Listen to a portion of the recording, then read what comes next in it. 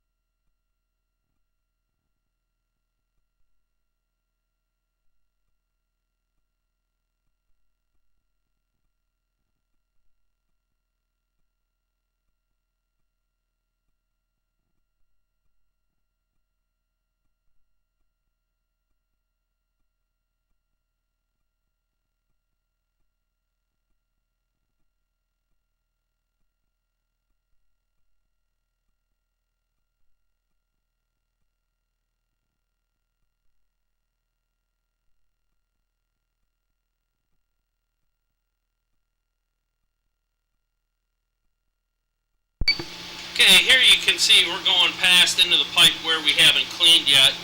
We believe the leak is somewhere inside the 20 foot mark. What we're going to do at this point is we're going to pull the camera back, and we're going to try and put water. We're going to try and flood the area where the water came up and see if we can see where the water's leaking into the pipe.